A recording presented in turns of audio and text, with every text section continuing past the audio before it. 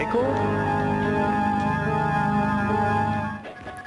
40 years ago, director John Carpenter made Halloween even scarier with a new boogeyman, Michael Myers. The film helped launch the slasher movie craze. Now Myers and the women who survived him are back. CBC film critic Eli Glasser is here. He's got his take on the latest Halloween movie. And you met Michael Myers. You're looking pretty. A few nights ago, right? You met. What was that like? We got reacquainted. I'm not a big horror devotee, but I figured, I got to do my due diligence, got to do my homework for you people. So there I was, hiding under my blankets last night, just me and Mr. Mike for the 1978 original. Now it's a little dated, the pacing's a little different.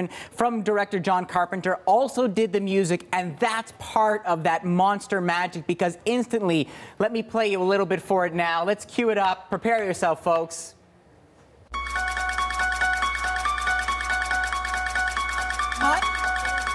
The music, he is relentless. It just keeps going. He's this elemental force, and part of it is the music, and part of it is that face. You can't quite see the eyes, that weird rubbery mask, so you project all your experiences on them. But the good thing for me as a scaredy cat is, with the original movie, well, you always hear the music before Myers appears, so that gave me just enough time to go, oh, gee, what is, look at that frame, pet the cat, like whatever you need to do to prepare. Yes, I do this and say, tell me when it's over. Glasses are wonderful. You can just look over them. Right. Now, there have been many incarnations, Eli, of Halloween since 1978. So where does this new one fit in? What's really interesting is it basically blows away the continuity for number 3 and 4 and all the rest. It essentially is the spiritual successor and a sequel to the 78 original. So 40 years have passed. This monstrous serial killer wreaked havoc on a town, and now he's about to be transferred. And of course, stuff is going to happen. There is one survivor, and that is Laurie, of course, played by Jamie Lee Curtis. Now, of course, it's, the modern era, so things have changed. We have a new director, David Gordon Green. This is a guy from an independent film background, also a comedic background, so he's got some great little grace notes, like how would you investigate the effect of a serial killer in 2018? A podcast, of course. And so you have these kind of well-meaning but slightly pretentious podcasters that want to understand Michael and Michael's famous survivor, Laurie. Let's take a look. We return to Haddonfield. We just want to know why. We want a glimpse inside his mind. Michael Myers murdered 5 people.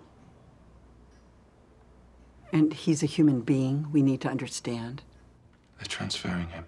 Tomorrow, 7 o'clock. He'll be locked away until the end of his days. That's the idea.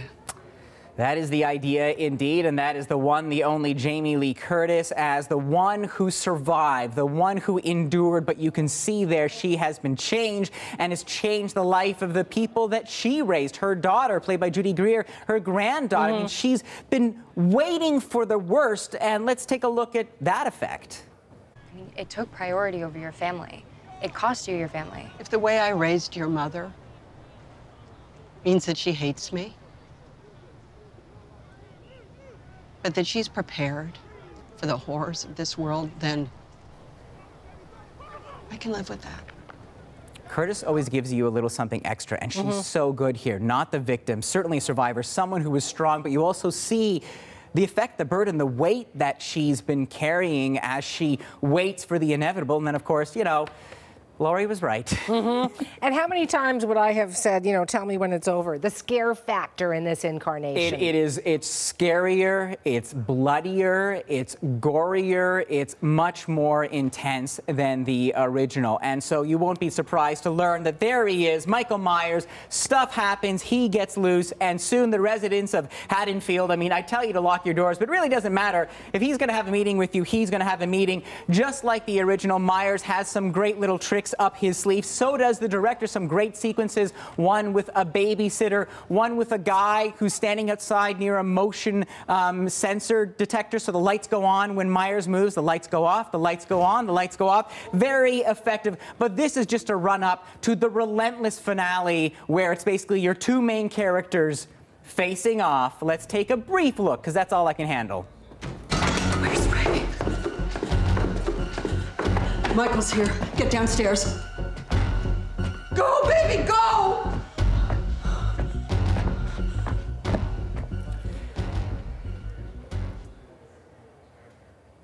And that's enough of that. We're gonna, it's a service, you know, I don't want to scar anyone, but that's just a hint of what's in store. And see, the thing those poor, deluded podcasters don't understand is Michael Myers is not someone you deconstruct. He's not someone you try and get inside his head. You just sit back and you watch him work. 3.5 stars out of 5.